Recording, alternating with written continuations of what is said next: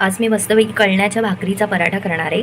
इथे ही आपली कच्ची कैरी अर्धवट पिकलेली आहे, जी गोड असते आणि थोडी आंबट पण असते. खरं तर आंबट नसते, पण गोडच असते.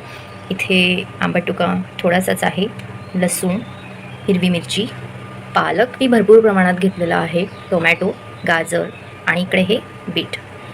तर आता हे सारं मिश्रण मी एकत्र करून घेणार आहे. इथे आता जे काही सामग्री मी तुम्हाला दाखवली होती ती सगळी सामग्री मी मिक्सरमध्ये एकत्र करून घेतलेली आहे. मुळात मला असं आवडत नाही, पण माझी मुलं खात नाही म्हणून मग मी हा असला प्रकार करते. हे आहे आपलं कळण्याचं पीठ. मीठ घातलं आहे, थोडंसंच घातलं आहे, जास्त नाही घातलं आहे. हळद घातली आहे चिमूटभर, जितकी याला लागेल तितकीच. आणि ही जिरेपूड आहे. तर चला हे मिश्रण आता मी एकत्र करून घेते आणि मस्तपैकी भाकरी बनवते. फायनली कळण्याच्या पिठामध्ये हे सारं मिश्रण मी एकत्र करून घेतल्यानंतर काहीसा असा रंग या गोळ्याला प्राप्त झालेला आहे. अजून हे चांगलं मुरलेलं नाही आहे. आपण आता ज्याप्रमाणे भाकरी करतो, छोटे छोटे गोळे काढून ज्याप्रमाणे कुचकरतो व्यवस्थितपणे, तर असं छान छोटा गोळा घेऊन ते कुचकरायचं आहे. तेव्हाच हा एकजीव होईल आणि सुंदर मऊसूत भाकरी येतील.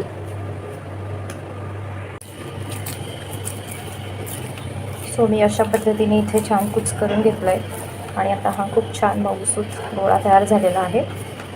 आता याची भाकरी बनवते.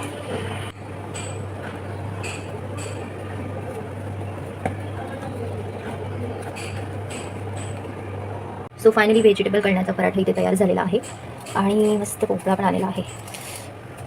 ॲक्च्युली माझा मोबाईल पकडायला कोणी नाही आहे, सगळं मला एका हाताने करावं लागतं आहे. हो क्या बात आहे.